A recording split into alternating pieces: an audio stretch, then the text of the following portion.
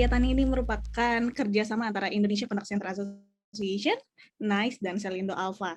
Kepada rekan-rekan yang telah bergabung, kami memohon kesediaannya untuk merubah nama profil Anda menjadi dengan format nama, kemudian nama perusahaan Anda.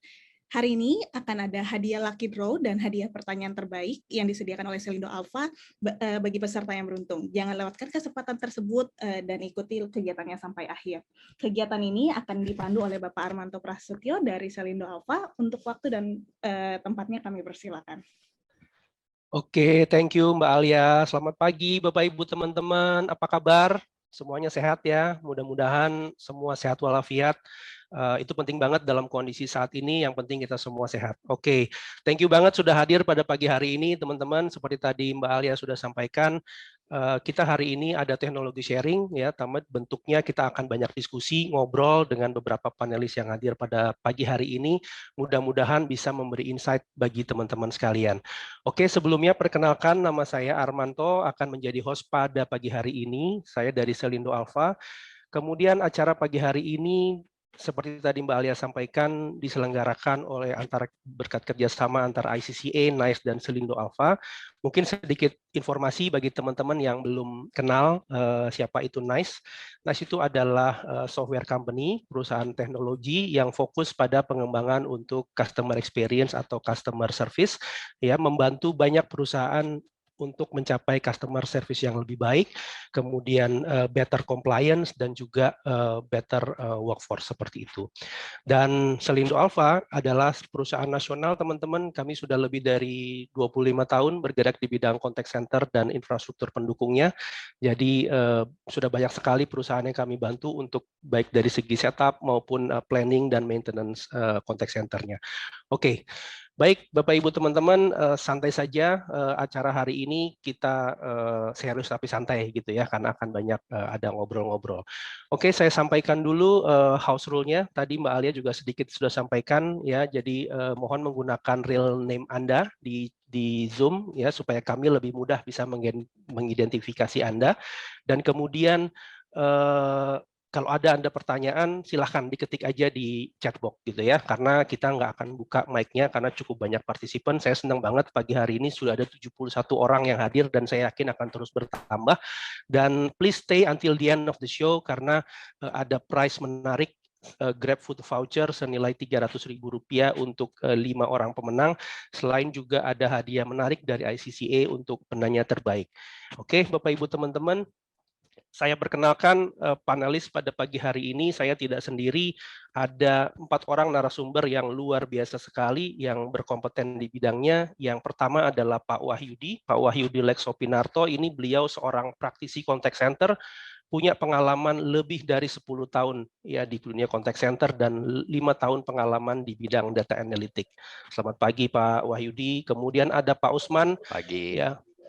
Pak Osman, beliau seorang praktisi contact center juga. Pak Osman Suryata, praktisi contact center, punya pengalaman lebih dari 23 tahun pengalaman di industri contact center, dan beliau juga memiliki sertifikasi dari Contact Center Industry Advisory Council. Ya, panelis kami yang ketiga, selamat pagi Pak Osman. Selamat pagi Pak. Panelis kami yang ketiga adalah Pak Sudibyo, ya, Bapak Ibu member ICCA tentu kenal dengan beliau, seorang praktisi IT fokus dalam dunia contact center, pengalaman lebih dari 25 tahun di industri contact center. Beliau saat ini sebagai VP Sales and Marketing Selindo Alpha. Selamat pagi Pak Dip. Selamat pagi semuanya Mas, sahabat ICCA. Salam sehat. Oke, dan panel saya yang keempat adalah Vikas Kumar. Mr. Vikas, satu-satunya expat yang hadir pada pagi hari ini, narasumber kami ya. Dia adalah expert di bidang contact center solution dan saat ini menjabat sebagai Director Solution NICE. Good morning, Vikas. Oke, Bapak Ibu teman-teman, acara hari ini akan ada 3 sesi. Yang pertama akan ada presentasi pembuka dari Pak Sudibyo, kemudian nanti ada 2 sesi diskusi. Oke, tanpa berlama-lama lagi, saya invite Pak Sudibyo untuk membuka presentasi pada pagi hari ini. Silakan Pak Dip.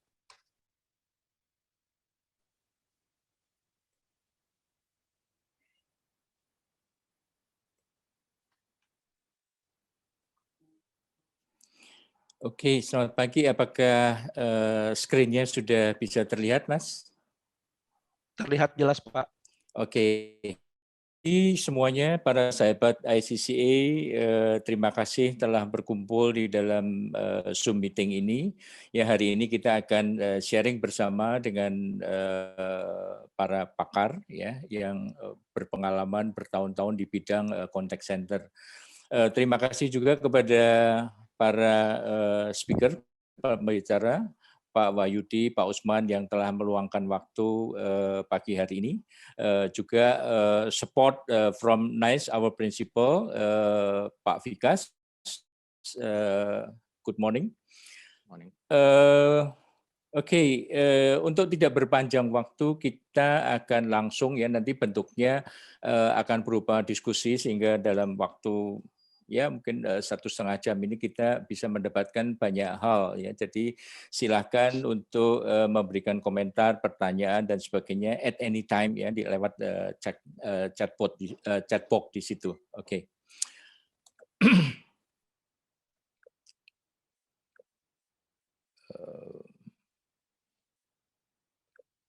Kemudian, sorry saya kok nggak bisa next.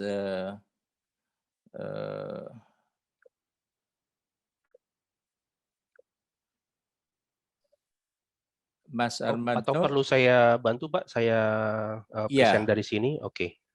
Ini screen saya jadi freeze. Oh, oke. It's okay, Pak. It's happen. Sebentar. Saya harus stop dulu atau bagaimana? Iya, Pak. Stop share aja.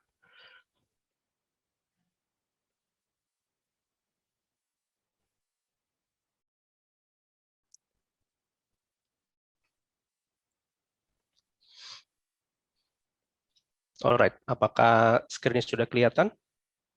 Ya. Oke. Oke, next. Ya, kalau saya mulai dengan sedikit curhat ya, karena sekarang musimnya Zoom meeting kayaknya, dan kebetulan saya punya kamera walaupun sudah mirrorless ya, tetapi termasuk saya ingin menggunakan kamera saya itu sebagai pengganti webcam. Saya kutak-katik nggak bisa, ada kesulitan. Karena apa? Mungkin karena versinya, softwarenya sudah tidak mendukung, sehingga hal itu tidak memungkinkan yang suka kutak-katik dan sebagainya mungkin bisa sesekali memanfaatkan kamera. Saya yakin banyak dari Anda yang hobi fotografi juga, ya, memanfaatkan kamera yang Anda punya itu sebagai webcam karena kualitinya akan jauh lebih bagus ya, bisa zoom dan sebagainya. Oke, itu adalah salah satu kendala yang saya hadapin dalam real situation ya. Kemudian kalau Anda lihat berapa atas ya, kita temuin. Sebagai contoh, saya sudah Lego katakan sound system saya yang 5.1 atau 7.1 ampere dan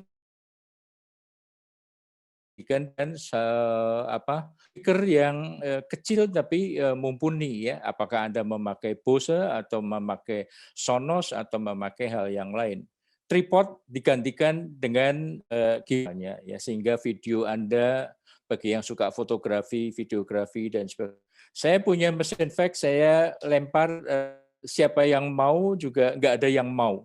Karena selama bertahun-tahun di rumah saya sudah tidak ada line telepon. Jadi mesin fax itu juga akan nganggur. Ya, saya mencari koran bukan untuk dibaca, untuk bungkus aja sekarang susah ya, karena kertas koran yang dulu bertebaran itu sekarang tidak ada lagi. Sekarang orang membacanya lewat aplikasi online news dan sebagainya. Kantor-kantor berita juga bergeser ke berita-berita online ya. Begitu juga cara-cara kita, behavior kita untuk menikmati kehidupan yang lalu, ya, seperti nonton bioskop itu yang di tengah itu bioskop mungkin Megaria sampai sekarang sih masih ada ya, dengan beberapa poster dan sebagainya, dan kita beralih ke Netflix ya. Kita mendengarkan musik, mendengarkan radio mungkin dengan tune in, dengan podcast, dengan YouTube dan sebagainya. Begitu juga saat kita webinar atau seminar, melakukan seminar, meeting dan sebagainya, kita beralih meetingnya di screen ya, lewat Zoom, lewat Webex, lewat aplikasi yang lain ya, dengan Google Meet dan seterusnya. Nah, device berubah dan behavior atau habit kita juga berubah. Oke, next, Mas. Nah, ini yang ada satu hal yang saya ingin sampaikan ke Anda ya. Ada suatu istilah yang disebut dengan boiling frog syndrome ya. Ini bukan kita sedang memasak suike, bukan. Ini istilah Anda bisa cari ya, boiling frog syndrome. Karena apa? Frog atau katak itu adalah binatang berdarah dingin. Jadi dia suhu tubuhnya akan menyesuaikan dengan lingkungan sekitar. Tetapi kalau dia direbus pelan-pelan, dia tidak menyadarin ya. Dia tidak menyadarin bahwa environment-nya berubah dan tiba-tiba di luar toleransinya, maka sudah terlambat ya, bahwa katak itu ya akan menjadi suike ya, akan menjadi makanan. Dia tidak sempat loncat lagi dan akan terpanggang mati ya. Jadi istilah ini boiling frog syndrome. Oleh sebab itu kita harus menyadarin environment lingkungan kita. Kalau orang Jawa itu biasanya eling and waspodo ya. Jadi melihat situasi kita, what happened seperti yang tadi kita ceritakan, banyak yang berubah ya. Entah device-nya, entah behavior-nya, entah hal yang lain. Dan oleh sebab itu kita harus loncat atau berubah untuk modernize ya, untuk mungkin kameranya harus di-upgrade dan sebagainya. Gitu. Next. Nah,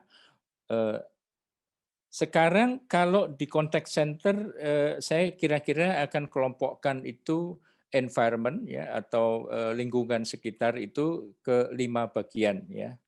Nomor 1, customer expectation itu berubah, ya, berubah karena mereka selalu ingin yang konsisten, reliable dan seterusnya, CSAT-nya harus naik, NPS dan sebagainya, ya, inginnya saya lebih ingin self service lebih diutamakan. Dan juga ingin kalau bisa free ya, dapat free ongkir, kayak free diskon dan seterusnya begitu. Customer expectation yang makin cepat ya, dia ingin makin mudah, makin simple ya, tetapi akurat, personalize untuk masing-masing. Nah, bagaimana kita mengadres itu ya, customer expectation. Kemudian teknologi ya, kebetulan kita pagi ini berbicara khusus mengenai teknologi. Banyak sekali teknologi baru yang muncul ya, baik bots ya atau robot ya, omni channel, ke cloud, big data dan sebagainya. Istilah-istilah itu Anda akan sering jumpain di contact center-nya. Ini khusus teknologi yang bergerak di bidang contact center misalnya. Kemudian environment devices ya, environment tools Anda ya, misalnya seperti tadi saya sampaikan bahwa mungkin device itu harus diupdate, apakah OS-nya, aplikasinya, back-end-nya, front-end-nya, kemudian database-nya terjadi migrasi. Dengan satu perubahan di salah satu environment itu akan mempengaruhi device-device atau tools-tools yang lain yang berada di sekeliling kita. Selain itu jangan lupa juga bahwa kompetitor atau disruptors itu juga berubah. Ya, misalnya bank mungkin yang bagian kredit dan sebagainya berhubungan kompetitornya adalah lender misalnya, atau sekarang banyak muncul digital bank atau wallet ya, bahwa new competitor itu berubah. Kompetitor yang dulu tidak pernah kita bayangkan sekarang bermunculan. Bisnis modelnya juga berubah semua ya. Kemudian tidak tampak ya, virtual ya. Banyak startup muncul baru ya tanpa kita sadarin.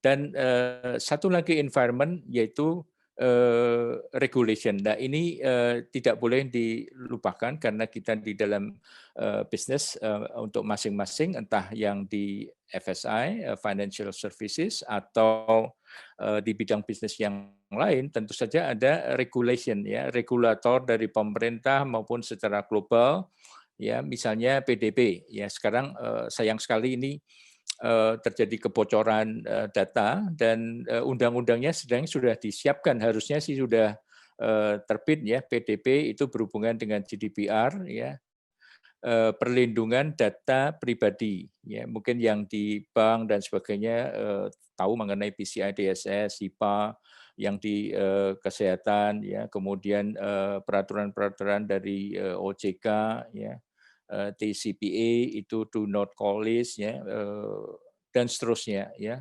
Itu yang dari luar, tetapi dari dalam pun, ya, dari internal, dari company, itu ada regulasi compliance, mungkin end to end harus encrypt dan seterusnya. Itu secara garis besar 5 area environment yang kita harus cermatin. Next, Mas. Oleh sebab itu kita harus modernize, ya, kita harus update, kita harus refresh, ya. Jangan sampai kita tertinggal di belakang, kita harus maju dan tetap di dalam memimpin competition ini. Oke, itu kira-kira awalan dari saya. Terima kasih. Mungkin dilanjutkan, saya kembalikan ke Mas Armanto. Oke, terima kasih Pak Dip atas openingnya. Oke, teman-teman ICCA setuju ya bahwa kita ini banyak berubah, ya, sedang banyak berubah, bahkan di industri teman-teman, di industri kita sendiri, di industri contact center saat ini pun juga sedang banyak berubah, ya, seperti itu. Oke, tolong diketik dong di kolom chat teman-teman, apakah Anda merasakan perubahan di dalam dunia contact center Anda? Siapa yang merasakan perubahan, ketik aja di kolom chat, saya gitu, saya mau lihat. Oke, jangan-jangan kita cuma ngomong sendiri nih, nggak ada yang perhatiin nih Pak, gitu. Oke, saya. Nah, oke, ternyata memang benar ya teman-teman merasakan cukup banyak perubahan di dunia contact center. Nah, kita akan diskusi ya di session pertama ini setelah tadi Pak Dip membuka dengan tren yang terjadi saat ini. Nah, kita akan buka diskusi. Thank you banget. Oke, kita stop. Saya ada poll-nya nih teman-teman ya, supaya untuk dapat insight dari teman-teman sekalian ya, supaya bisa dapat pemahaman dari teman-teman sekalian. Apa sih yang kalian rasakan sebagai challenges ya? Sebentar, saya coba share dulu screen-nya.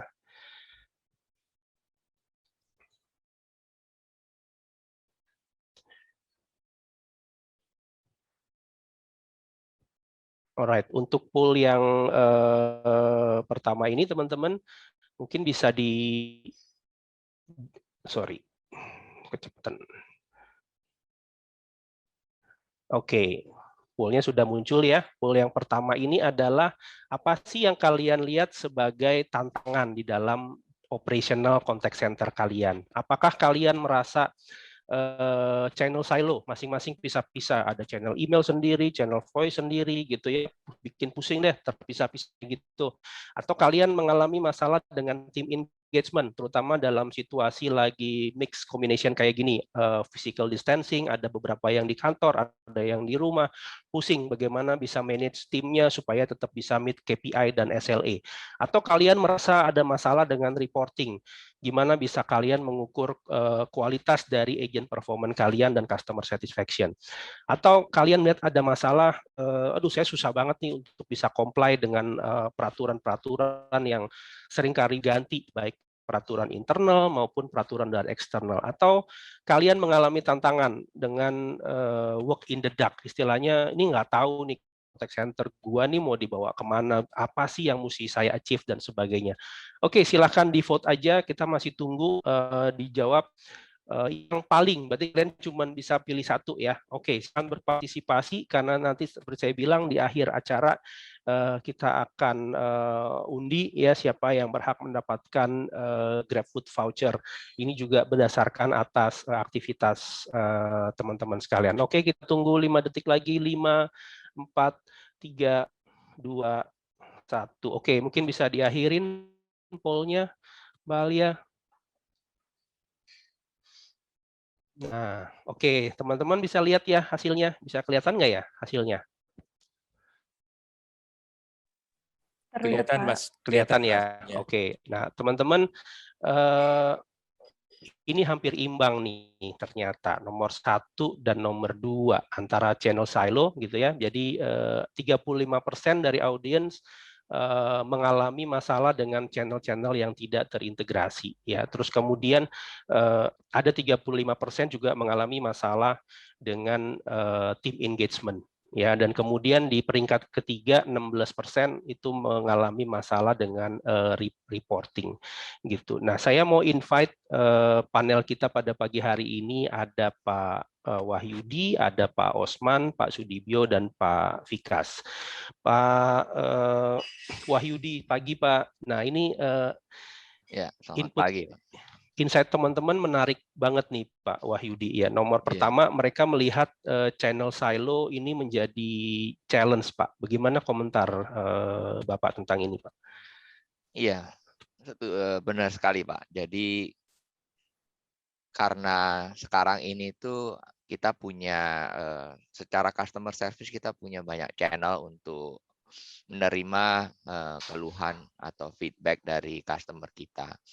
Nah, bisa dalam bentuk kalau kontak center ya ada dulu kita namanya calling ya, kita telepon, terus kemudian sekarang kita juga ada channel WA, ada channel email, ada sosial media, bisa lewat Facebook, bisa lewat chat ya.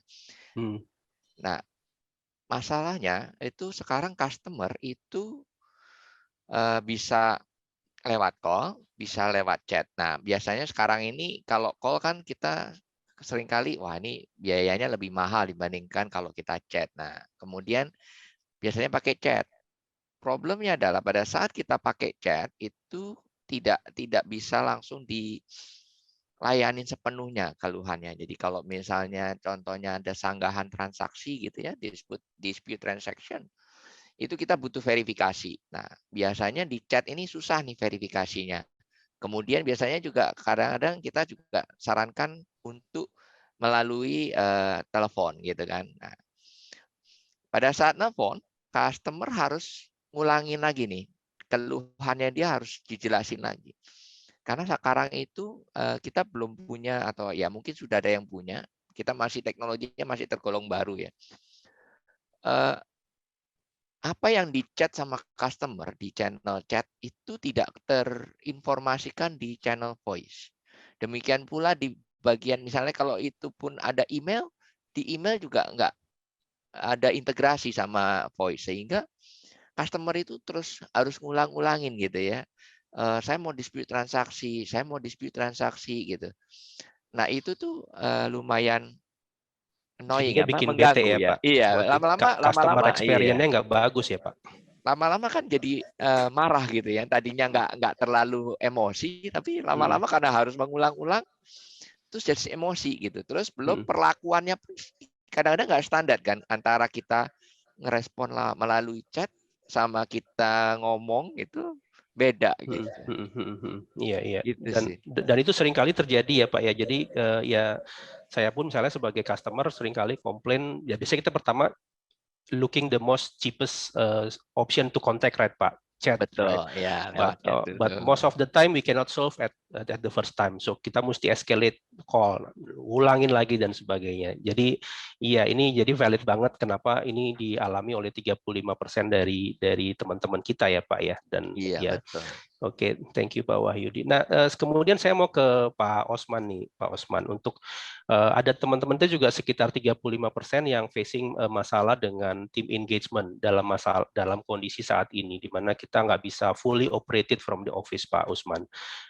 Menurut Bapak gimana nih? Apakah Anda juga mengalami masalah yang sama di tempat Anda, Pak? Ya, selamat pagi Pak Armanto dan Iya, Pak. sahabat ICCA. Betul sekali seperti yang mungkin teman-teman semua alami gitu ya, bahwa pandemi ini merubah cara kerja kita gitu ya, dan cara kita melayani nasabah di contact center gitu. Apa memang apa ya, sesuatu yang pengalaman yang sama sekali baru, belum pernah kita temui, dan bahkan kadang-kala kita nggak tahu solusinya gimana gitu ya. Sebelum pandemi mungkin kita nggak punya site itu banyak-banyak gitu ya. Masih banyak contact center yang punya site hanya cuma satu Yes, site betul, gitu. Pak. Ada yang mungkin udah punya 2 atau lebih dari 2 gitu ya. Tapi kalau bayangin aja kalau kita cuma punya satu site, gitu, kemudian ada teman-teman atau agent kita di contact center yang terkena, kemudian site itu harus steril, itu bisa dibayangkan gitu ya kesulitan operasi yang kita alami gitu.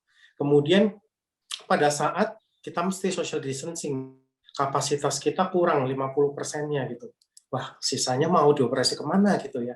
Mungkin kalau kontak center yang bukan finansial gitu ya, yang mungkin bukan di area high risk gitu ya, memungkinkan untuk bekerja dari rumah gitu. Kemudian jadi teman-teman ada yang sebagian WFO, ada yang sebagian WFA gitu. Tapi ujung-ujungnya kapasitas masih sama gitu. Tapi untuk institusi yang mungkin secara security itu tidak memungkinkan untuk work from home gitu. Akhirnya kita menghadapi masalah juga nih, waduh, kalau kita mesti social distancing, kalau kita mesti mungkin ada deep cleaning suatu site gitu, gimana ya kapasitas kita ya? Iya. Mungkin ya itu yang dirasakan sama teman-teman, saya rasakan begitu gitu Pak Armanto. Iya. Nah, Pak, pengen tahu Pak, sebenarnya kalau dalam kondisi ini volume atau interaksi itu meningkat, berkurang, atau sama sih Pak seperti sebelum pandemi Pak? Ya, saya rasa kecenderungannya mestinya akan naik Pak. Gitu. Naik Karena ya? kenapa? Ya, karena nasabah atau customer itu kan punya hambatan untuk mobilisasi gitu ya. Jadi nasabah atau customer itu akan jarang misalnya ke kantor cabang, akan jarang ke gerai kita, ke outlet kita gitu ya. Dan ujung-ujungnya dia akan telepon ke contact center gitu. Oke. Dan di Jadi contact center interaksinya naik, tapi kita untuk kapasitas. beroperasi kapasitasnya dibatesin gitu kan Pak ya. Nah Betul. On the other itu hand, kita challenge. punya hambatan operasional seperti itu gitu. Iya, iya. Dan lebih cilakanya lagi, ini belum pernah kejadian, jadi nggak ada kitab yang kita bisa belajarin dulu ya Pak. Betul. Ini gimana ngadepinya dulu seperti ini ya, primbonnya nggak ada ya. Oke, menarik Pak Osman. Nah, saya mau ke panelis yang ketiga nih, ke Pak Dibio. Pak, bagaimana nih Pak kalau ngelihat untuk mengukur quality of agent performance nih, karena ada sekitar 16% ya teman-teman kita juga yang mengalami masalah untuk bisa secara akurat mengukur ini Pak Dip. Ya, satu memang saya tidak terjun langsung ke operation di call center ya. Iya.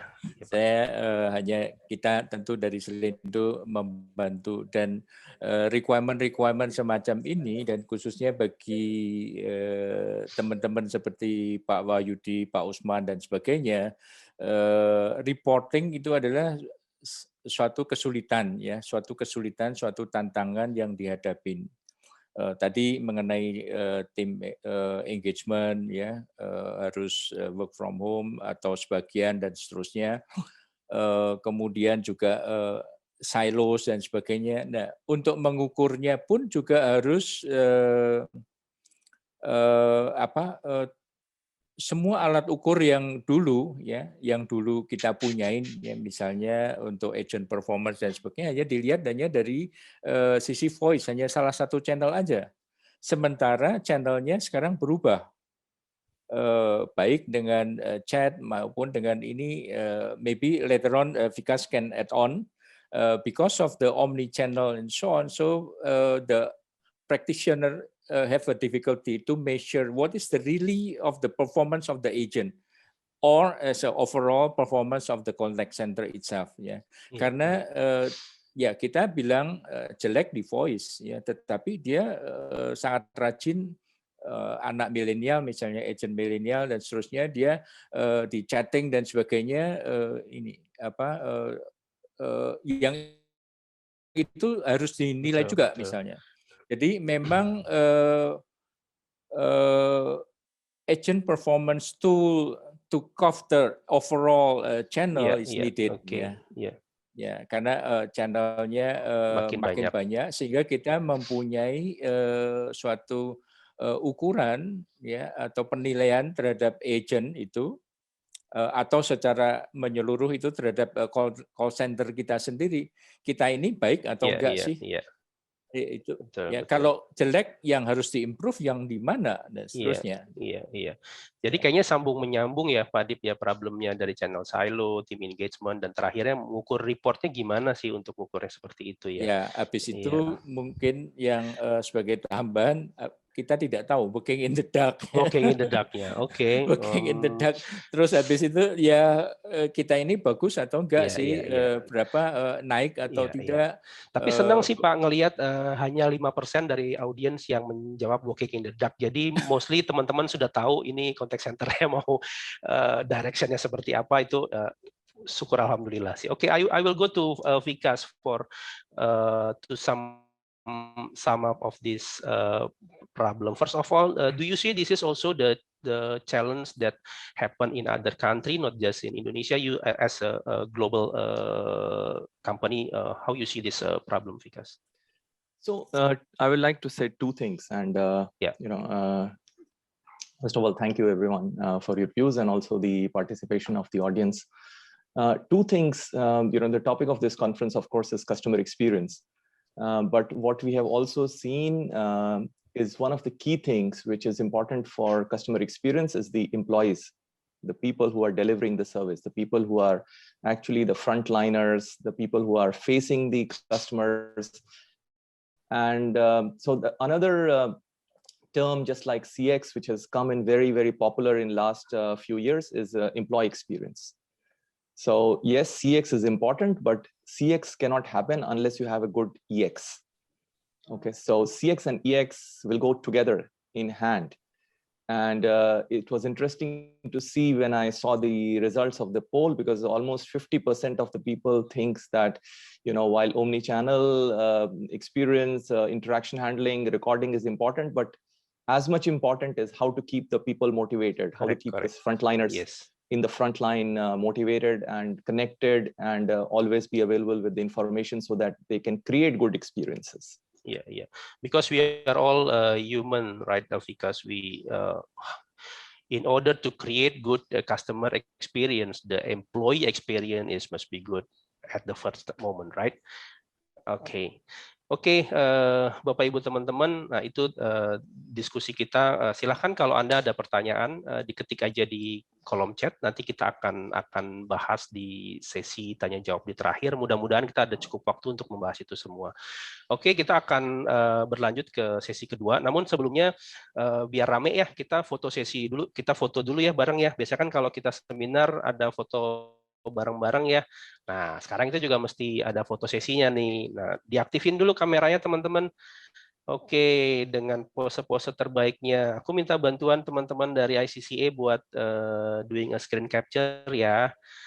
Gitu. Oke, udah. Wow, ini ada berapa? Ada 2.000 partisipan. Oke, jadi mungkin sekitar 3 jam ini kita fotonya ya. Oke, nggak apa-apa. Oke, smile semua. Oke, sudah di capture. Oke. 2, 3. Oke.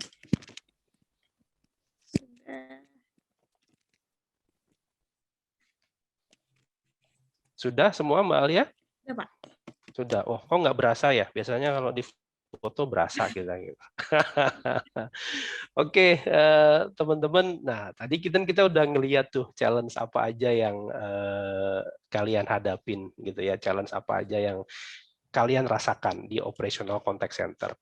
Nah, sekarang saya mau tanya nih, kalau kalian punya mimpi, ya, kalian pengen contact center itu kayak apa sih, gitu. Nah, diketik dong di kolom chat, siapa yang punya mimpi? Ketik lagi, saya. Ketik di kolom chat. Siapa yang punya mimpi contact center-nya mau seperti apa? Atau udahlah begini aja, udah nggak pusing gitu. Ketik saya gitu. Wih, banyak loh yang punya mimpi, keren-keren. Berarti ini artinya teman-teman juga punya inisiatif ya untuk bagaimana membuat contact center-nya untuk lebih maju lagi, untuk lebih modernize. Nggak hanya udahlah, adanya begini aja ya sudah, ini terima aja. Nah, teman-teman, saya minta Anda untuk menjawab poll kedua ya, mungkin bisa di launch poll-nya Mbak Alia. Nah, tadi kan kalian punya mimpi ya. Mimpi kalian apa sih untuk membuat hidup kalian lebih nyaman di dunia contact center, di customer experience operation. Nah, apakah kalian memimpikan adanya interaction channel yang terintegrasi, terutama dari segi recording, karena kita tahu misalnya saat ini email direkam sendiri, chat direkam sendiri, voice direkam sendiri. Kalian pengen ada solusi yang bisa terintegrasi gitu ya, supaya bisa mereduce dari kompleksitasnya, atau kalian pengen yang kedua, dalam kondisi lagi work from home seperti ini, ada better management, gimana caranya supaya contact center operation-nya lebih rapi lagi, lebih termodernisasi lagi. Atau kalian pengen, karena mengalami masalah dengan quality management, bagaimana membuat quality management dari agent performance process yang lebih akurat, atau kalian pengen ada proses yang bisa otomatis, sekarang otomatis aja deh gitu, dan ada real time monitoring supaya bisa meminimalisasi dari kesalahan atau supaya tidak timbul breach seperti itu. Oke, apa mimpi Anda teman-teman? Ya, saya nggak minta Anda cerita, pilih aja dari 4 ini. Silahkan, masih kita tunggu. Ya, mimpi boleh dong, kan mudah-mudahan jadi kenyataan gitu ya. Amin, amin, amin. Dan tenang aja, Nice dan Selindo Alpha bisa membantu mimpi teman-teman untuk menjadi kenyataan gitu. Pesan sponsornya jalan dulu. Oke, kita tunggu 5, 4, 3, 2, 1. Oke, bisa di end pollingnya Mbak Alia.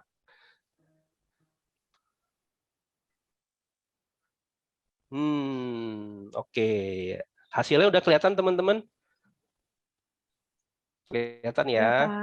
Kelihatan ya. Oke. Nah, ini saya bacain 38% dari audiens pengen ada integrated interaction channel recording untuk bisa mengurangi kerumitan gitu ya. Pengennya terintegrasi. Nggak mau deh pisah-pisah lagi, susah gitu, lebih baik bersatu aja.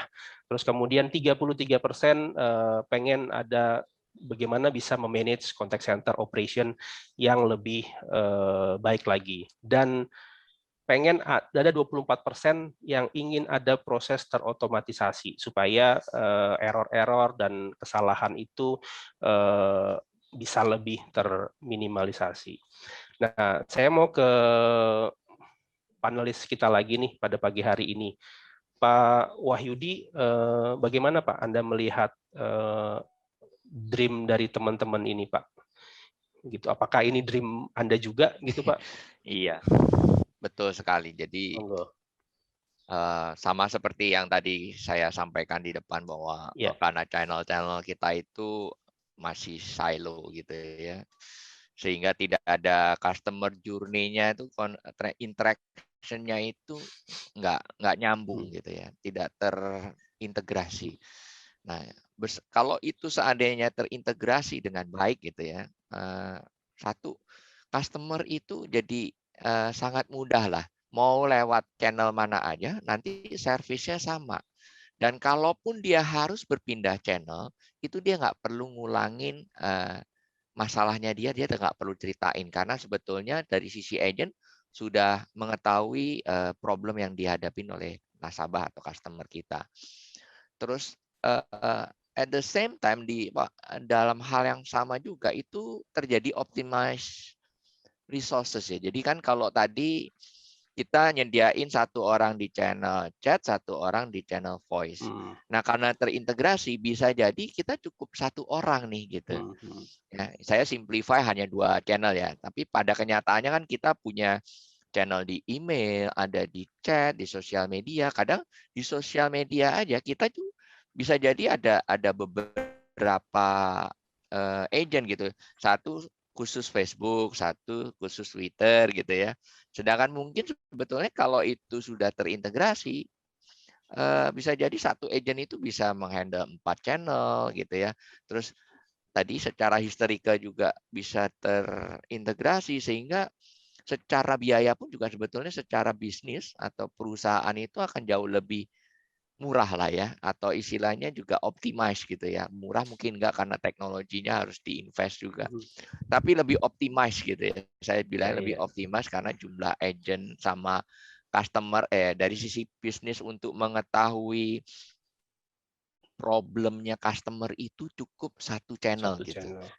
Iya, jadi istilahnya mau dari channel mana aja, dari sisi perusahaan tuh udah langsung tahu, oh problemnya customer tuh ini.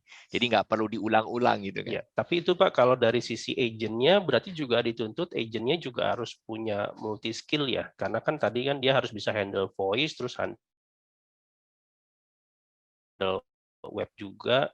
Ya, mungkin betul. Kan, jadi kalau kita kalau ngomongin dari sisi agentnya memang harus multi skill, karena sekarang ini juga kita dituntut untuk multitasking juga gitu kan.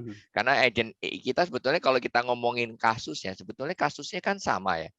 Cuman bedanya dia terima lewat telepon sama dia terima lewat chatting. Betul, ada perbedaan, yaitu orang ngomong sama orang ngetik mungkin yang beda ya. Tapi justru poinnya adalah kita sebagai manusia kan harus di-develop ya, harus berkembang gitu, tumbuh dan berkembang, sehingga harusnya nggak masalah gitu. Memang ada ilmunya dan itu emang harus salah satu yang harus dikembangkan juga gitu kan.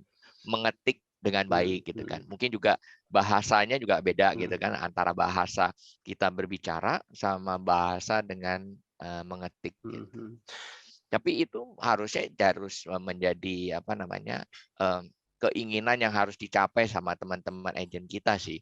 Karena apa? Kalau enggak nanti digantikan sama bot. Kalau manusianya nggak berkembang, nanti lama-lama digantikan bot. Karena kan kita sudah ada AI untuk voice, ada AI buat chat juga. Nah, justru manusia ini harus punya capability dua-duanya, karena itu yang membedakan kita sama robot gitu kan. Jadi kan kitanya juga harus tumbuh dan berkembang, nggak bisa stay di satu skill doang gitu.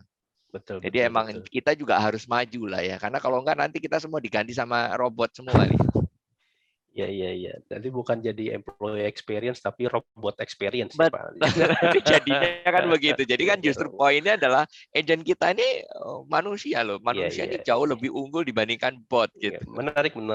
Pak Wahyudi melihat tidak hanya dari segi teknologinya tapi juga melihat dari sisi humannya. Iya, betul, keren Pak Wahyudi.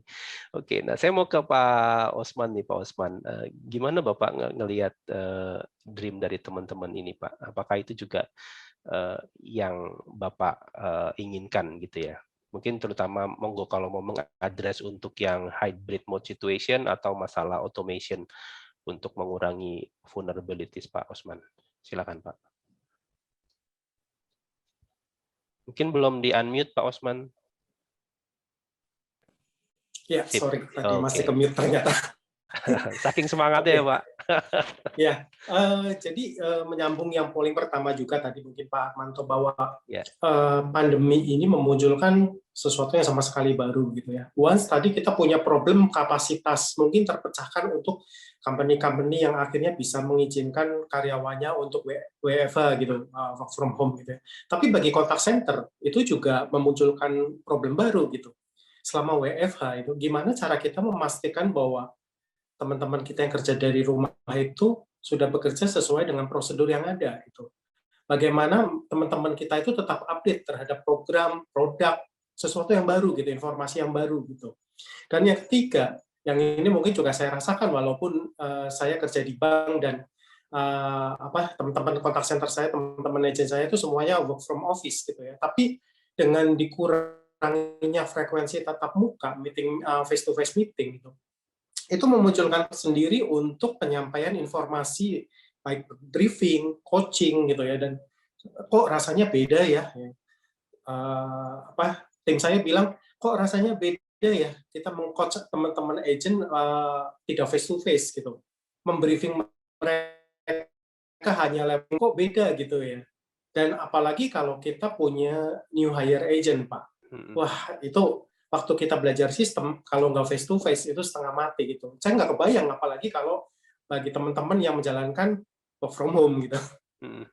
So menurut Bapak, apakah ada misalnya semacam agent guidelines yang bisa menuntun agent untuk melakukan so they don't do an error, especially for a new agent, itu akan sangat membantu gitu Pak Osman? Sepertinya butuh sesuatu yang bisa mengguidance itu sih Pak. In real.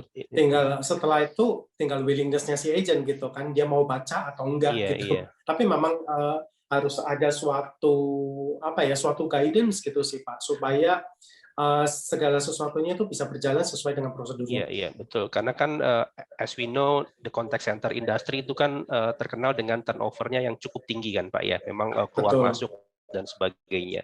Mungkin dulu sebelum pandemi, it should be no issue.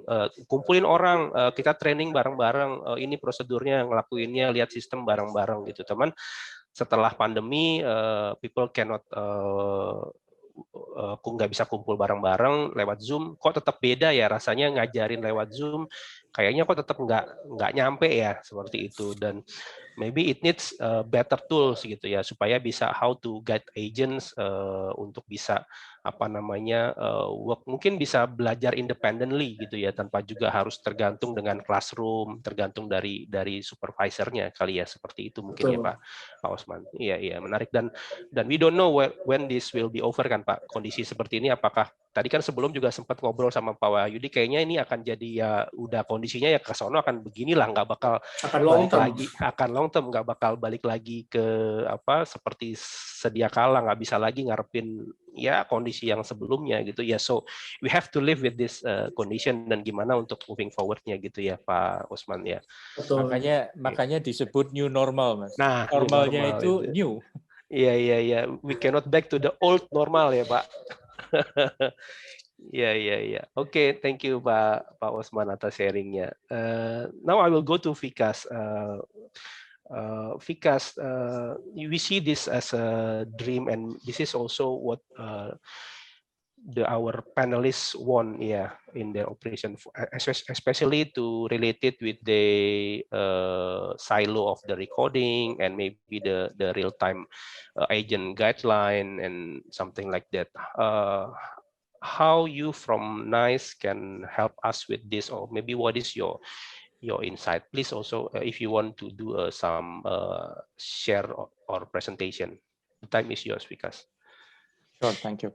Oke, teman-teman, mungkin sebelumnya silahkan disimak penjelasan dari Vikas. Kalau ada pertanyaan, nanti diketik aja di kolom chat, nanti kita akan bahas di sesi Q&A. Oke, Vikas, please. Okay, let me start the...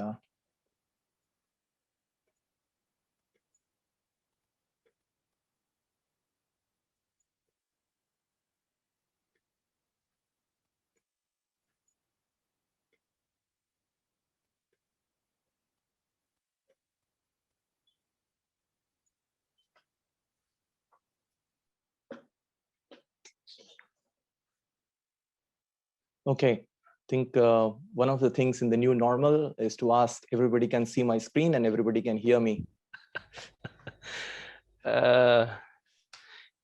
Okay, so a lot of things. I think it's going to be about 14, 15 months since we started on this big disruption. I think for most of us on this meeting, it's probably the biggest disruption on our day-to-day lives, both personal and professional side. But finally, I think we are seeing some progress, and 1 year down the line, we are finally seeing some optimism, some positive light, and it's time to look ahead with renewed optimism. Okay. So I'll go through some of what we have seen happening, what we see might happen. Again, as Armando said, nobody knows what it is going to be eventually, but it's a good time to take a stock 1 year down the line and see what are the transformations on the people side as well as on the customer side can we expect going ahead. So let me start with the first thing which came up in the first poll with regard to people and customers. So I call it, artificial intelligence is of course what machines bring together, what bots bring together, but equally important, or maybe more important than this, is the human intelligence. So AI and HI will be working together. That is for sure going ahead into the new normal. And even more important than ever will be the human empathy, the understanding of human relations, the understanding of emotions, the understanding of what the customers want, And that will be something which will dictate how the economies grow, how the customer service shapes up, and how people are looking at expecting the new expectations, opportunities, and cashing on the momentum. Okay. So let's look at one report which actually came out pretty late last year or early this year with respect to the economy shapes as is happening or will happen in the Indonesian market. So this report is by Google and Bain, and as you know, they are two of the biggest internet companies and the consulting arms of the big five. So they have done analysis about 15,000 small and medium enterprises, big companies, and this is one of the 4 points, key points that they came out with. The first one is, of course, people have taken on to the digital way of doing things with a lot of enthusiasm. Okay, so if you see a huge growth in the overall digital customer market in Indonesia, more than a third of the customers that you see today have just joined in the last 1 year. Okay, and most of them, in fact, 93% of them are not going back. Once they have tasted this, maybe there was some inhibitions, maybe there was some fear in their mind, but once they have seen the convenience, once they have seen the new way of doing things, most of them will continue with their habits. Most of them will continue with what they are seeing. And the reason for that is because they came here with a purpose. It's not the internet of early 2000s where people were doing it more for, personal basis or, entertainment and things like that.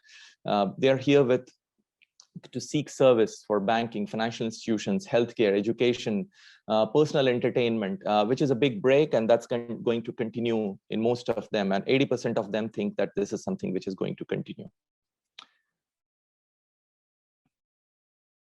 Than the others, while some sectors have suffered, but overall, the country economy has increased. The size of the economy has increased. In fact, I think this year it will probably grow by 11% as far as the digital transformation of the overall Indonesian economy is concerned. It will probably reach, last year numbers haven't finally come in, but I think more than 45 million. I think it's on well track to reach about $130 billion size by the end of 2025. So all that is good news. But I think one of the things that we just have to be also cautious from the customer point of view is a lot of this positive also way of doing things has fears in their mind or questions in their mind, and that is what is called as the cautious optimism.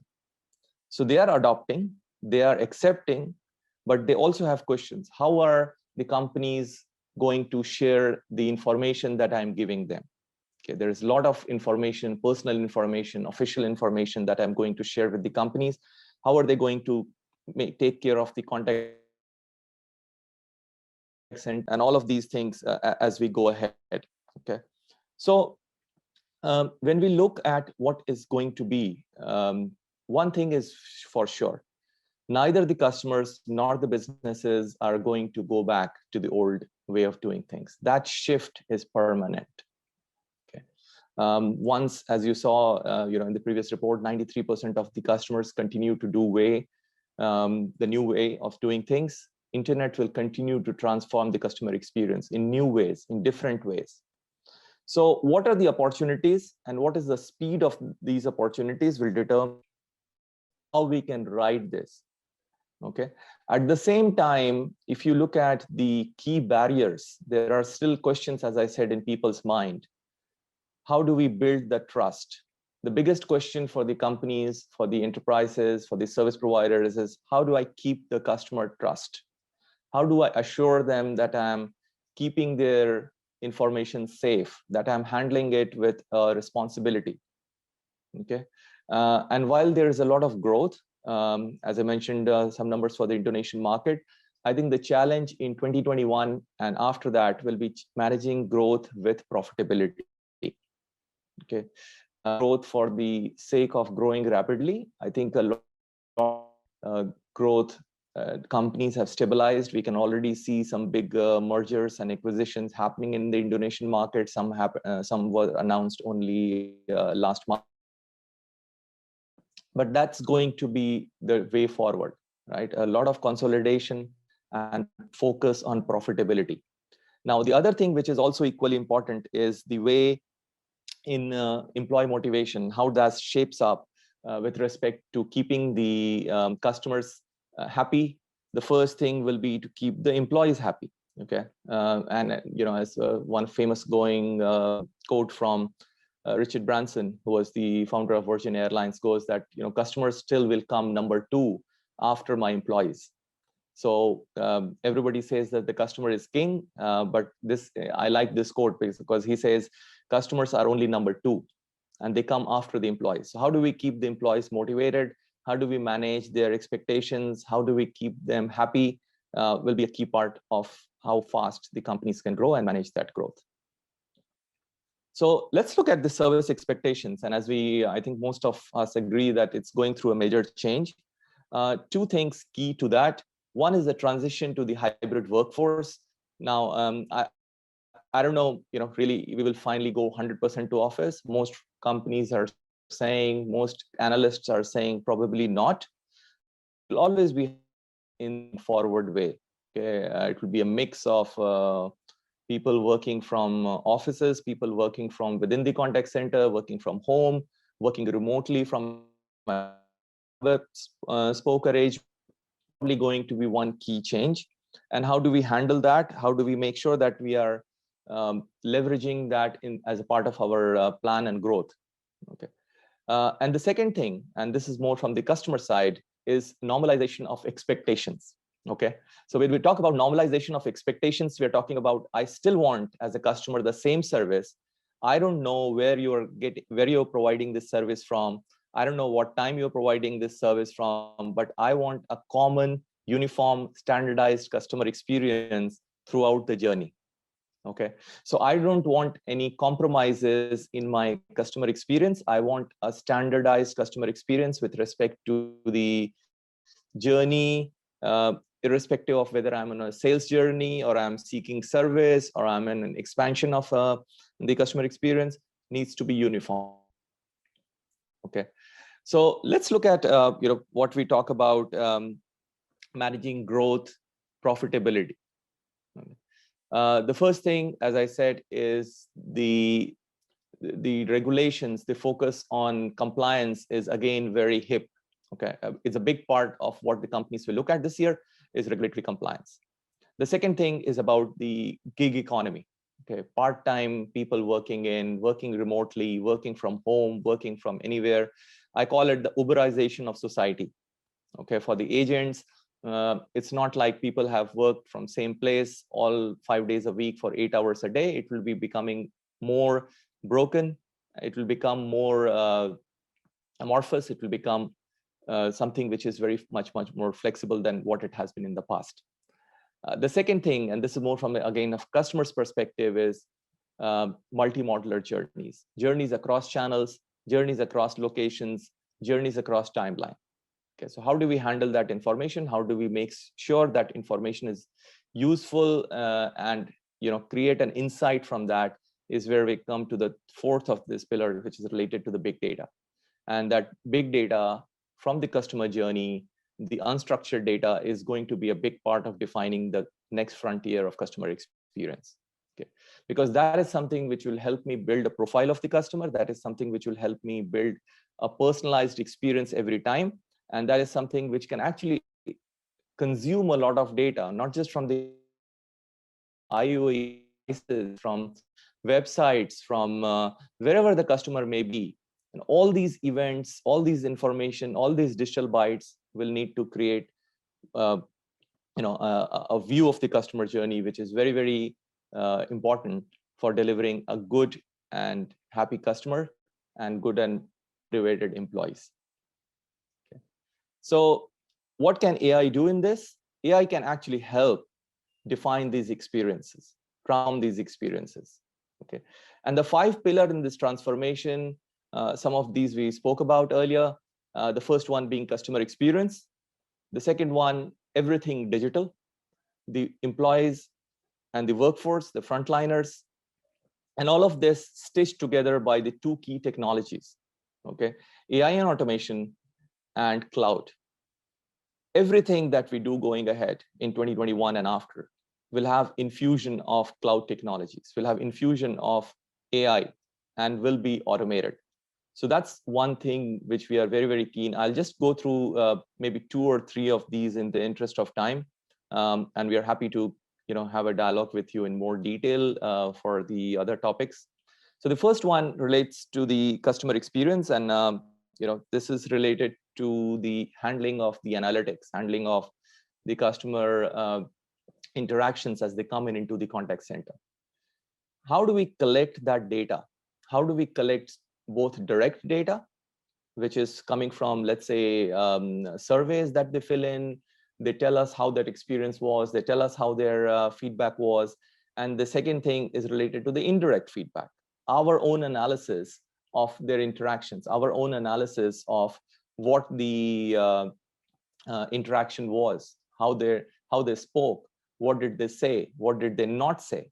Okay, all of these interactions and coming in from the data, coming in from the voice, coming in from the other media, CRM, survey data, to create what I call as a data-driven decisions. Okay, so you would have heard a lot about speech analytics.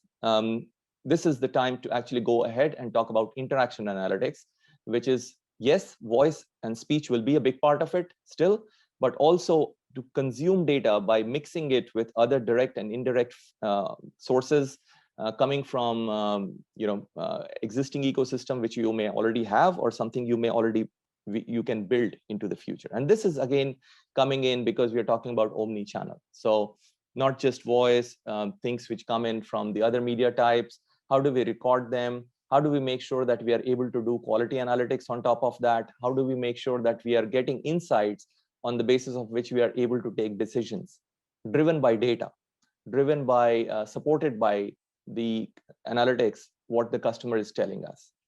Okay.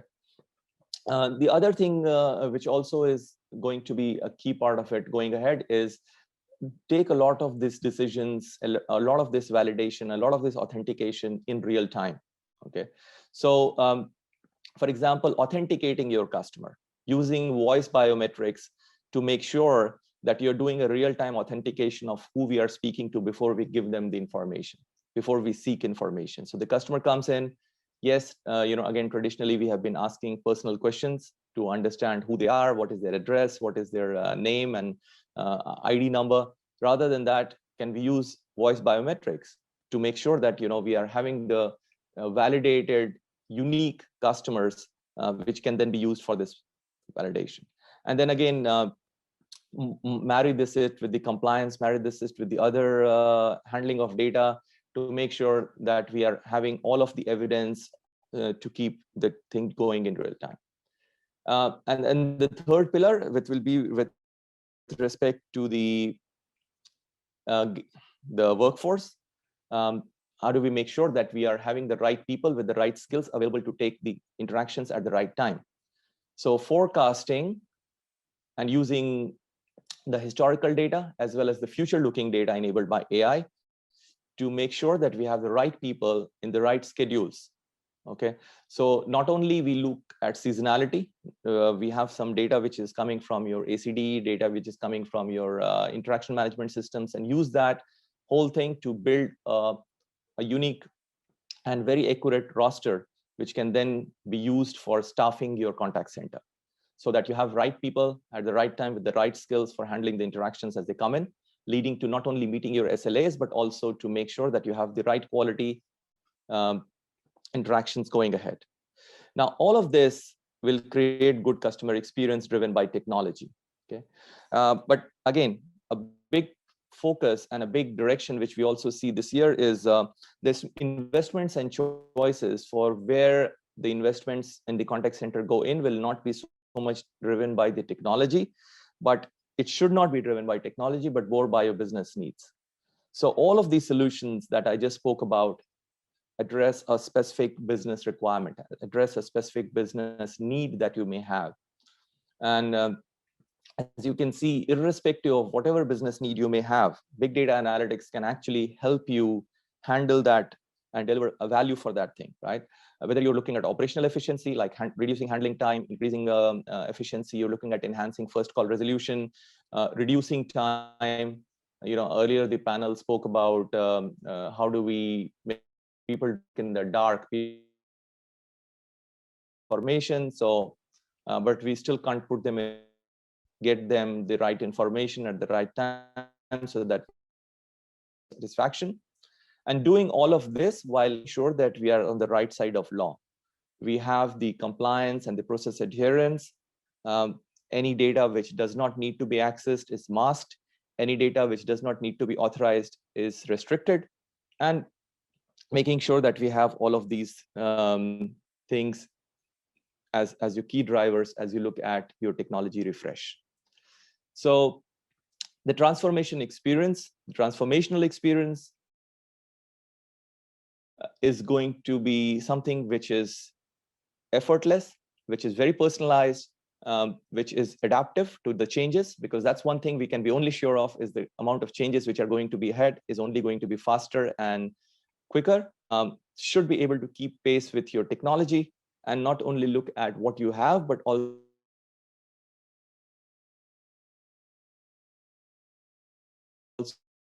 predict what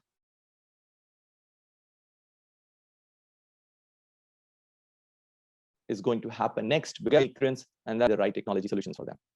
With that, come to an end of this short presentation, but happy to take your questions and go from there. Okay, thank you Vikas for your Bapak Ibu teman-teman, mudah-mudahan walaupun dipresentasikan dalam bahasa Inggris, mudahan bisa memahami ya maksudnya ya. Okay, now we will entering the Q&A session. Yeah, I see a lot of question is being posted on the chat box. Ya, Pak Usman, Pak Wahyudi, Pak Dibio, banyak banget pertanyaan ya. Dan I hope we have enough time to answer all of this question, but if not, then we will provide the answer later. Oke, mungkin kita coba jawab satu persatu ya dari pertanyaan yang sudah masuk. First, the question to Vikas. I will summarize maybe one of the two questions together, so make it more efficient. Yeah, in the beginning about the modernization, right? So there is a question from Pak Eric Darmawan from FATS. At the end, cost effective and cost efficiency is the objective. Yeah, how we can manage the competition, the CX modernization. Vikas, please. Okay. So, when we talk about modernization, I think the first thing, and I think everybody will agree, is modernization is not for the sake of modernization.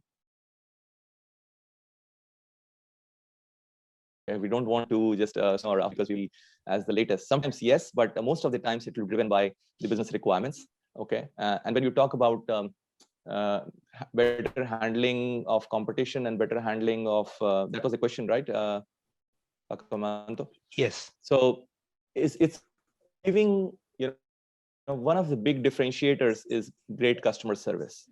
Okay, so as product becomes very, very standardized, as most of the products are more or less similar in terms of their capability and feature set, it's very important that the customer service, both during the sales process and after the onboarding of the customer is given, is what will make the differentiation.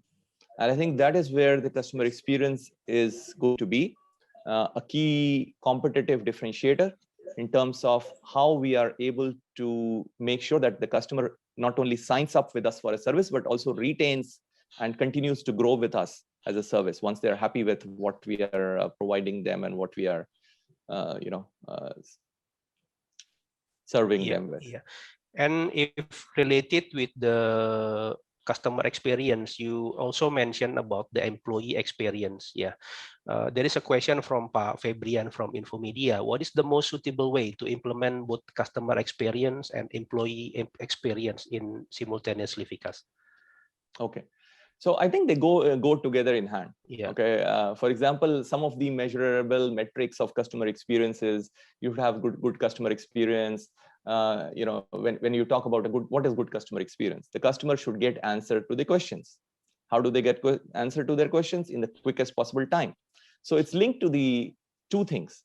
Okay, it's linked to what we are doing in the shortest possible time with the best available agent, and giving him the right answer before a repeat.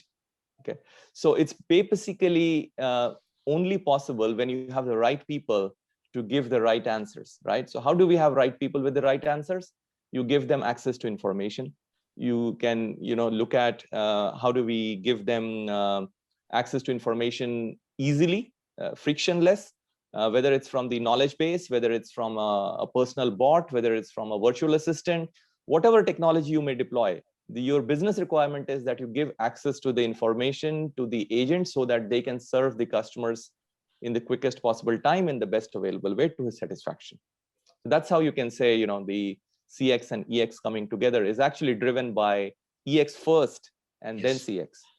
Agree. Yeah, because we are all a human. This is also maybe answer the question from Ibu atau Pak Ludi Dharma ya, yang menanyakan how to keep a customer experience and employee experience simultaneously. Oke, thank you Vikas. Kemudian saya mau ke Pak Wahyudi nih Pak untuk menjawab beberapa pertanyaan ya Pak ya. Ini dari Pak Budiman dari Bank Mandiri. Pertama menanyakan dengan perilaku customer yang lebih mencari channel dengan cost yang lebih murah. Tadi kan kita ngomong di awal mengenai berbagai macam communication channel. Apakah artinya dari segi corporate mengembangkan contact center ke depan ini kita lebih fokus ke digital dibandingkan ke voice atau gimana Pak Wahyudi menurut Bapak?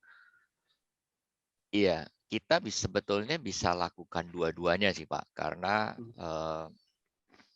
ada segmentasinya kan. Jadi istilahnya ada segmentasi yang masih seneng pakai voice dan ada segmentasi yang masih lebih seneng pakai yang chat.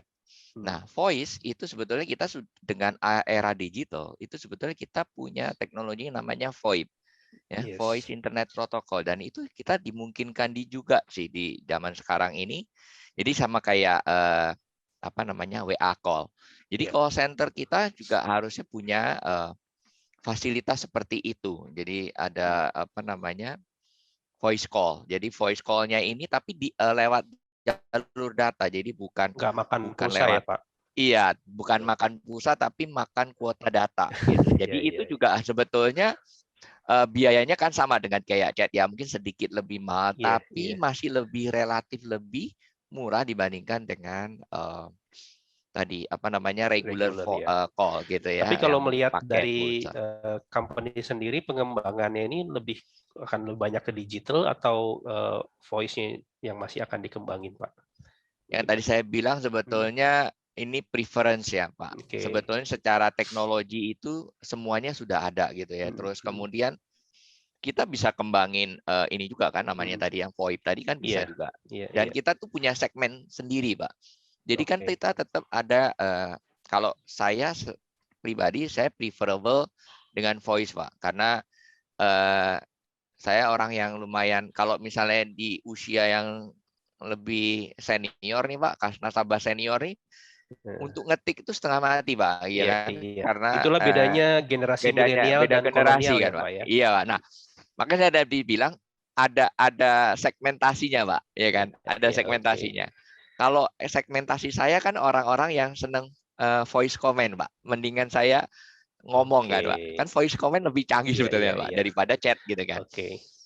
Ya, itu vice versa, Pak ya. Maksudnya ada segmentasinya. Jadi sebetulnya bukan berarti karena sudah ada chat kemudian voice ditinggalkan atau demikian pula sebaliknya, enggak. Ini punya segmennya sendiri, Pak. Dan tergantung setiap perusahaan itu bisa aja dia punya customer segmentasinya kan beda-beda. Jadi bisa aja kalau misalnya semuanya boleh dibilang kayak affluent customer yang emang nasabah yang senior, dan mungkin sebetulnya voice call tetap eksis dan perlu dikembangkan karena mereka males ngetik, Betul, Pak. betul. Mendingan voice comment, Pak. Iya, gitu. iya. Oke, thank you, Pak. Dan Iya. mungkin ini satu pertanyaan lagi, Pak Wahyudi, menjawab Ya, boleh, pertanyaan Pak Budiman ini ya. Untuk selama ini kan stigma contact center ini adalah cost center ya.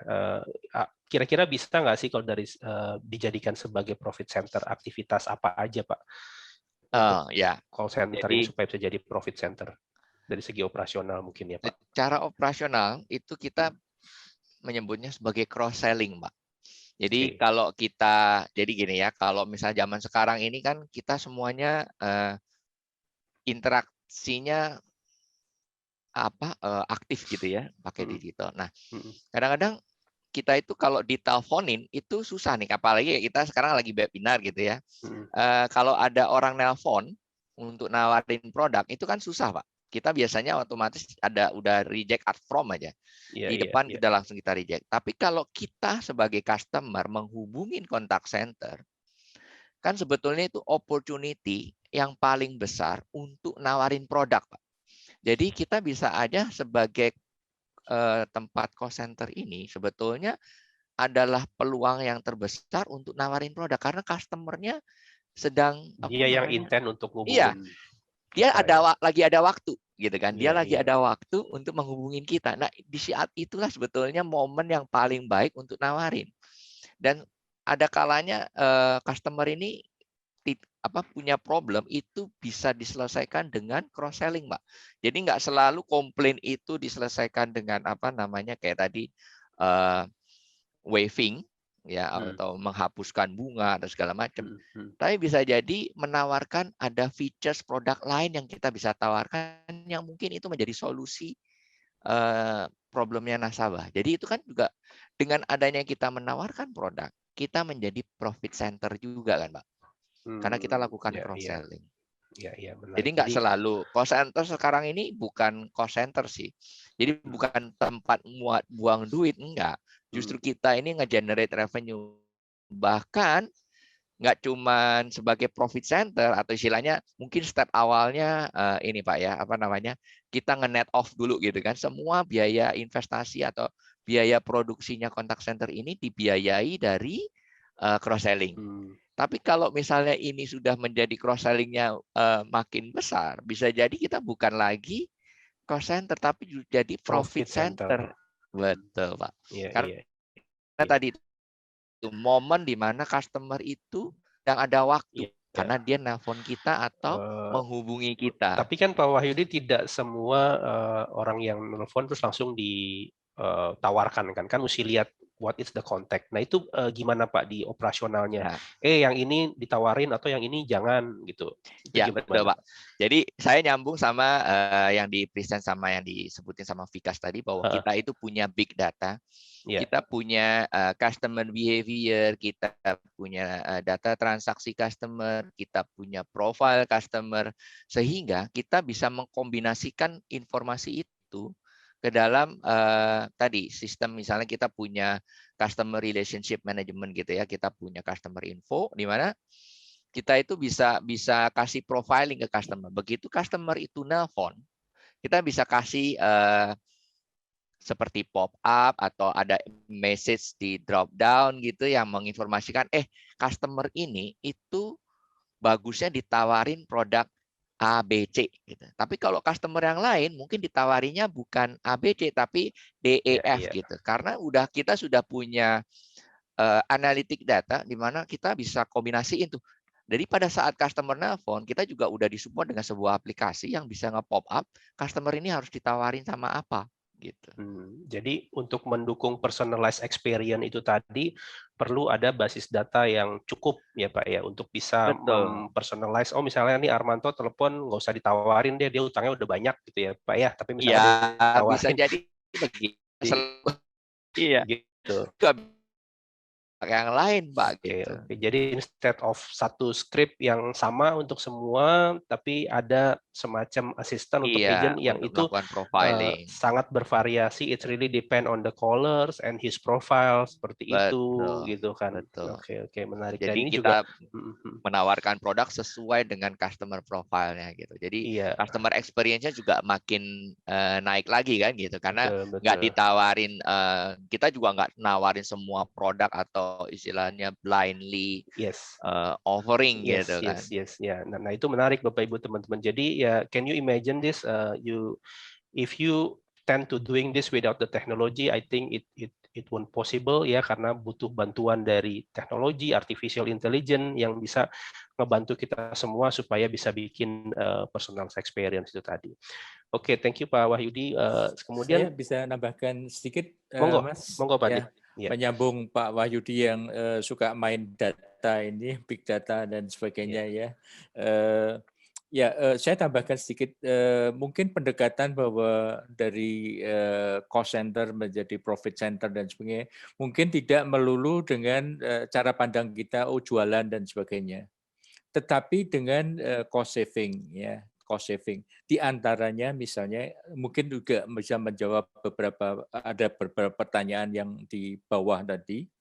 Kalau dulu kita sebut dengan FCR, ya, first call resolution. Jadi bagaimana kita menyelesaikan suatu problem itu hanya dengan sekali call misalnya. Tetapi kita kalau maju lagi, ya, seperti yang kita semua bicarakan hari ini, kita tidak hanya mengetahui now, tapi kita berusaha untuk mengetahui ke depan, ya, predict. Ya, dengan prediction, bukan ramalan ya Pak ya, bukan ramalan, tetapi prediction berdasarkan data driven, ya, yang didrive oleh data, ya, big data dengan analitik.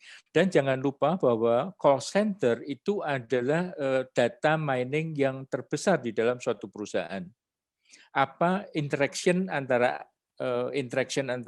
company dengan pelanggan itu menghasilkan data, ya, recording Anda itu bisa dimanfaatkan.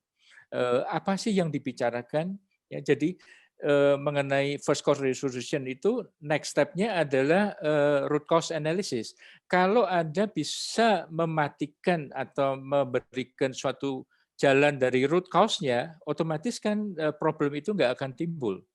Ya, misalnya salah satunya ada e-commerce yang bertanya tadi, ya, di ticketing, Anda tidak berhubungan langsung dengan customer, ada hanya ketumbukan aja problem-problem terus tiket-tiket itu.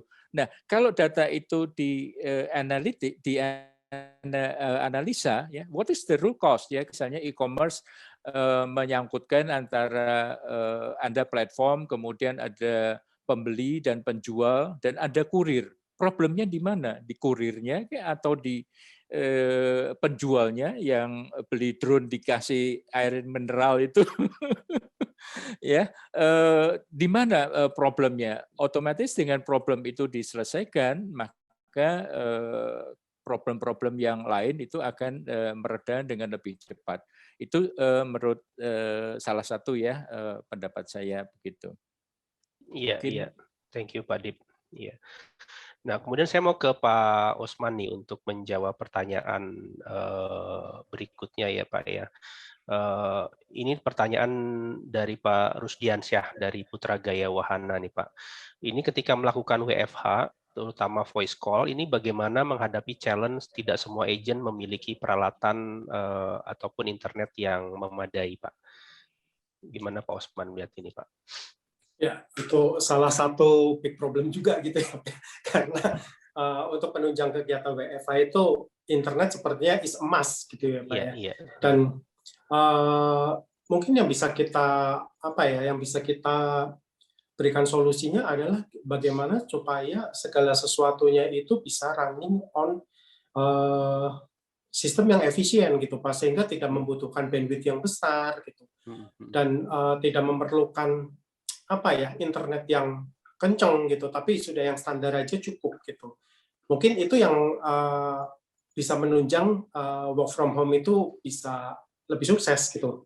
Iya. Jadi memang mau nggak mau memang agent itu harus di-equip ya Pak ya dengan tools ya, karena ya sekarang internet ini sudah jadi kebutuhan utama gitu ya. Betul. Dan mungkin yang kerja di rumah itu sistemnya nggak bisa seberat atau se-heavy kalau dia kerja di kantor. Yang jelas mungkin seperti itu sih Pak, karena masih ada hambatan bandwidth dan internet segala macam itu gitu. Tapi apakah Pak Osman melihat bahwa remote working ini akan jadi tren ke depannya gitu kan? Jadi nanti ketika ada rekrutmen agent pun juga dilihat apakah mereka juga bisa bekerja dari rumah atau apa seperti itu, gimana Pak? Ya, saya melihat bahwa possibility ke depan hal ini mungkin akan berkembang gitu ya Pak ya. Seiring dengan memang ya sudah semakin majunya teknologi, semakin cepatnya internet gitu.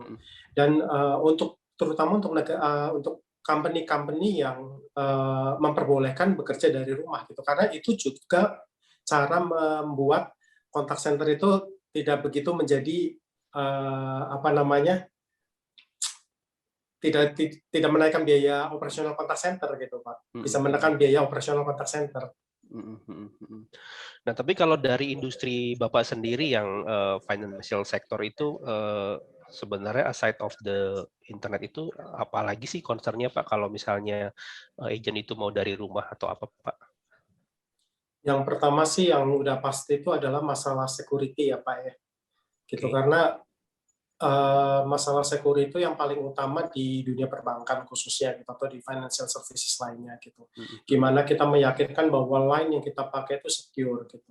Kemudian bagaimana caranya mungkin teman-teman agent yang bekerja dari rumah itu bisa tetap menjaga kesecurean datanya.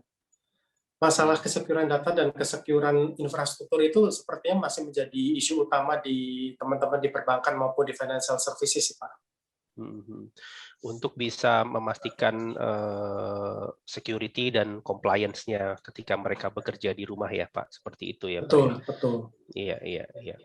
Ya, dan itu tadi juga kalau tadi Bapak Ibu teman-teman melihat slide presentation-nya Vikas also share about the compliance and how to technology can help you in the hybrid mode. Ya, tadi Vikas mengatakan itu karena kita sekarang nggak bisa bilang lagi work from home. Kadang ya work just from anywhere lah gitu kan. Bisa aja contact center-nya ada 2 site, 3 site dan sebagainya, tapi we call it hybrid mode operation. Oke, seperti itu.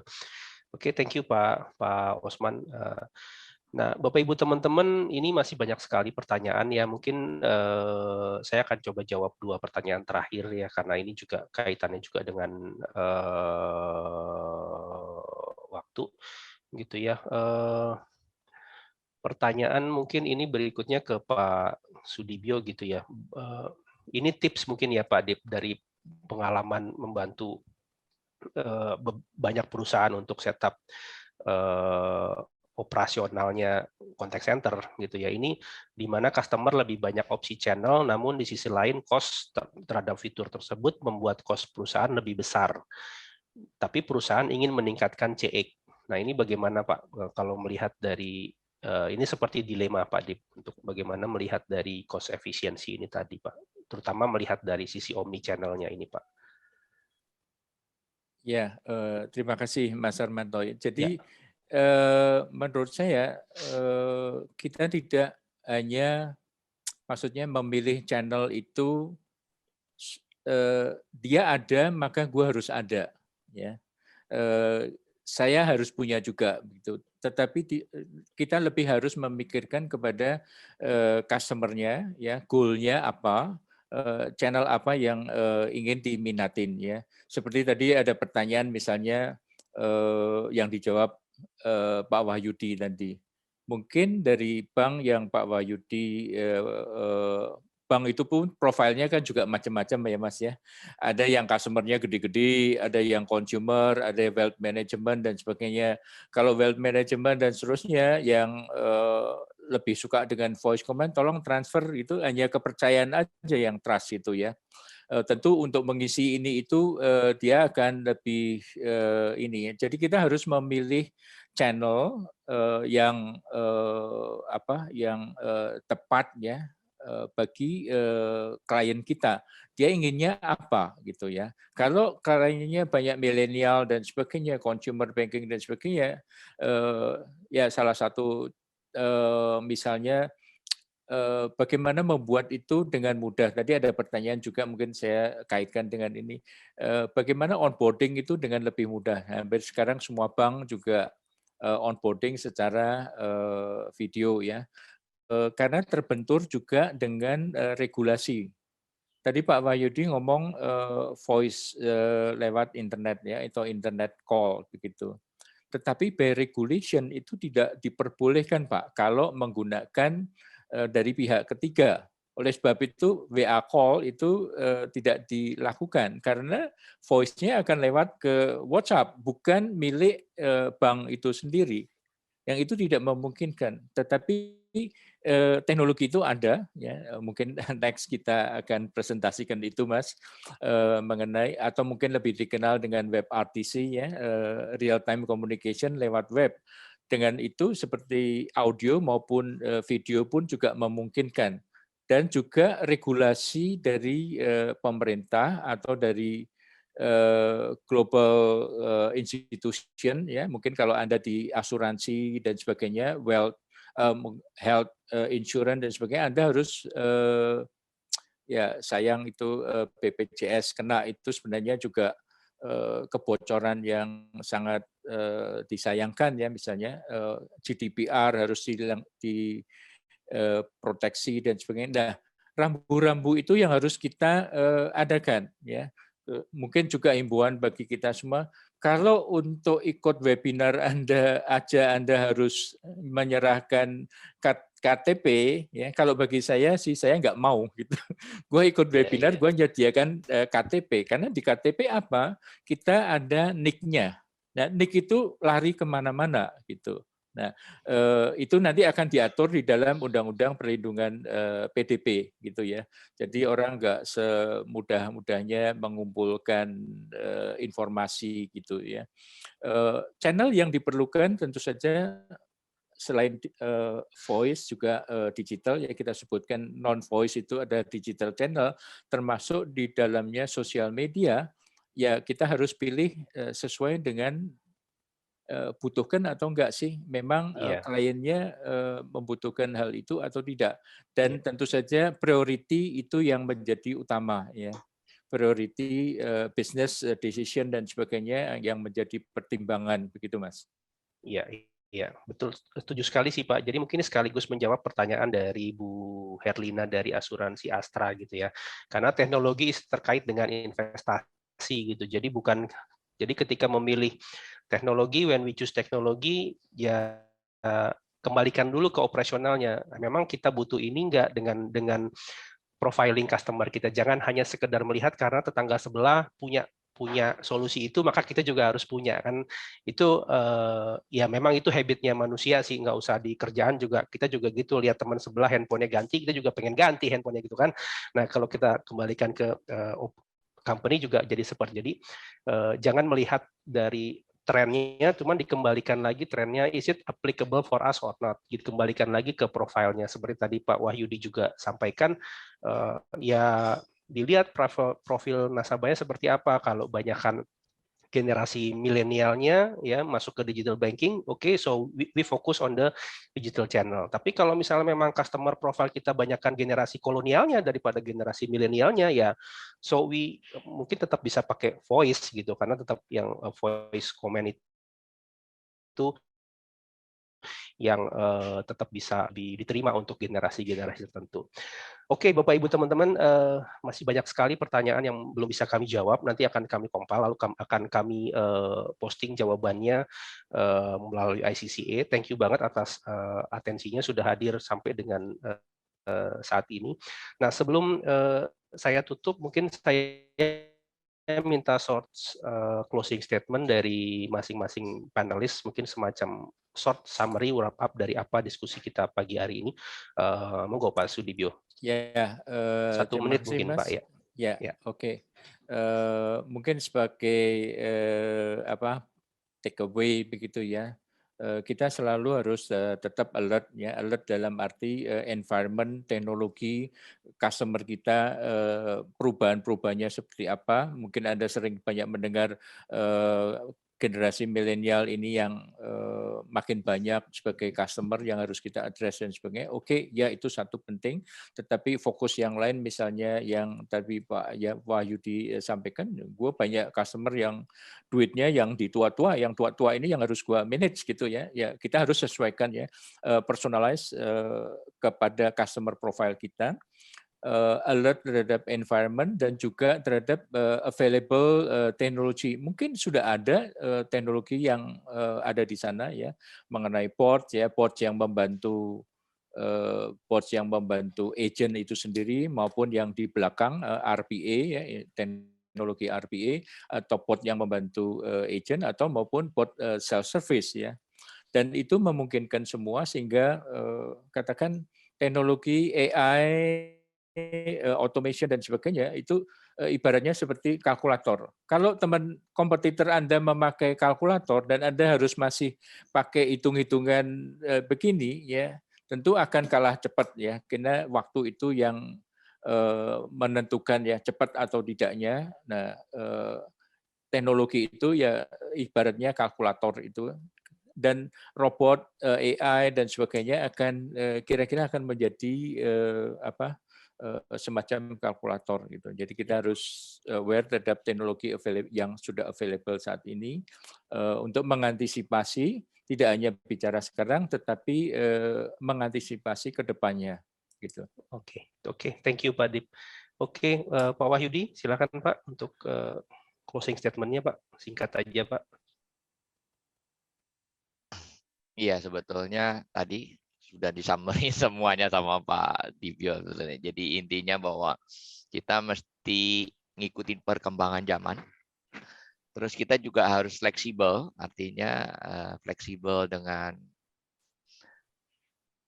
customer segmentation dan teknologinya. Tapi kembali lagi, kalau tadi juga ada pertanyaan mana yang lebih baik kita harus invest di mana gitu ya. Tapi yang paling penting adalah investasinya itu di SDM-nya, Pak, di sumber daya manusianya. Jadi walaupun teknologinya sudah maju, kalau SDM-nya tidak bisa menggunakan teknologi itu sama juga bohong, Pak. Jadinya kita juga buang-buang duit. Karena teknologinya itu mahal. Nah, teknologi mahal ini harus diimbangi dengan sumber daya yang mumpuni juga. Jadi kita juga harus invest di sana juga. Jadi perlu melakukan pengembangan terhadap SDM. Jadi nggak cuma hanya teknologinya aja, tapi kita harus imbangi dengan SDM-nya. Ya, saya rasa itu sih ke summary-nya, karena banyak udah di-summarin sama Pak Dibyo tadi. Terima kasih. Thank you Pak Wahyudi. Oke, Pak Usman, silakan Pak. Ya, kalau saya cuma mau menambahin sedikit aja Pak Armanto bahwa di masa new normal ini mungkin awal-awalnya yang kita temui adalah hambatan gitu ya. Tapi seiring dengan waktu kemudian kita bisa berhasil memecahkan masalah kita satu demi satu gitu. Mungkin yang tinggal sekarang ya hanyalah peluang gitu. Jadi kita harus pintar-pintar mensiasati gimana caranya kita menghandle atau mengatasi rintangan yang ada dan kita mengambil peluang yang sekarang muncul di depan mata gitu. Karena betul seperti kata orang-orang gitu ya bahwa pandemi ini akan mendrive digitalisasi lebih cepat ya, dan itu tidak hanya terjadi di dunia kebanyakan gitu, tapi juga terjadi di contact center gitu. Gimana caranya kita men-serve customer kita secara lebih baik supaya customer experience-nya lebih baik, sementara di dalam kita sendiri itu hambatan-hambatan yang tadinya nggak pernah kita temui, malah kita temui gitu. Tapi ini menjadikan kita belajar dari segala sesuatu, dari segala kesulitan yang kita hadapi, untuk kita melihat peluang supaya gimana caranya ya hanya customer experience yang bagus, tapi juga seperti yang Vikas bilang juga, employee satisfaction atau employee experience-nya itu juga bisa tetap terjaga supaya memberikan layanan yang lebih baik. Itu sih Pak Armanto kalau dari saya. Iya, setuju banget Pak Usman, karena itulah bedanya orang optimis dengan orang pesimis ya, Pak Osman. Orang optimis tuh selalu melihat peluang di balik hambatan ya. Jadi hambatan tuh nggak usah dipusingin ya. Emang kita harus laluin, tapi di balik itu pasti ada peluang. Tapi kalau orang-orang pesimis, aduh udah susah deh, udah nggak bisa seperti itu. Tapi ya kita semua optimis. Memang ini pertama dan nggak ada pernah bisa belajar, tapi kita selalu ada peluang yang bisa kita dapetin dari sini gitu. Setuju ya Pak Osman ya? Betul. Oke, last but not least, Vikas, what is your closing statement for us to close this session? Just one thing I would like to say, we spoke about the future, we spoke about the trends, but we are seeing a lot of this transformation is already happening today. We see a lot of the companies, we are creating a brand new reality of experiences, and they're powered by the 5 pillars that we discussed. It's led by digital, customer experience, workforce experience, or employee experience, as maybe we may call it, and overall powered by AI automation and cloud. And that is creating a unique experience transformation, which we spoke about, and some of the speakers shared their experiences as well. I think one of the things we'll be very happy is to share these experiences which we have globally with other customers, with the customers in Indonesia. So we can bring in our expertise and our consultants to share those things with you, and more than happy for you to reach out to our partners here on the panel, and we will be more than keen to engage with yourselves to share these experiences and how we can help. Oke, thank you Vikas for the closing. Oke, Bapak Ibu teman-teman, saya yakin Anda pasti nungguin pengumuman pemenang ya. Nah, sebelum itu dijawab dulu dong poll ketiga yang akan di-launching oleh teman-teman ICCA untuk closing kita pada pagi hari ini. Oke, mungkin we want really to know if you have a opportunity to implement, what is your idea yang mau diimplement untuk dalam 1 tahun ini. Nah, kalau tadi di poll pertama dan kedua Anda hanya boleh pilih 1, di sini Anda boleh pilih sebanyak-banyaknya. Jadi if you think you will implement many things in the next 1 year, just choose your option ya. Nah, Bapak Ibu teman-teman, nanti para pemenang, baik pemenang untuk penanya terbaik maupun dari pemenang lucky draw yang akan mendapatkan GrabFood voucher senilai Rp300.000, kita punya 5 teman-teman ya.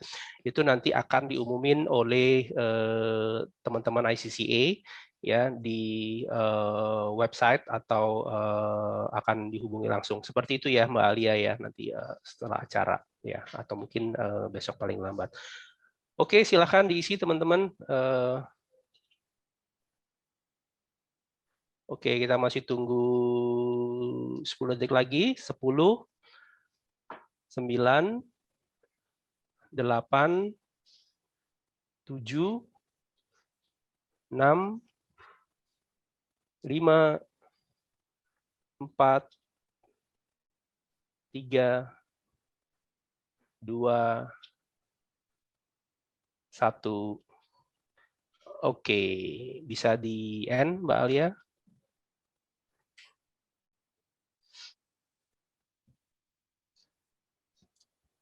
Oke, Bapak Ibu teman-teman, kita sudah sampai di akhir acara.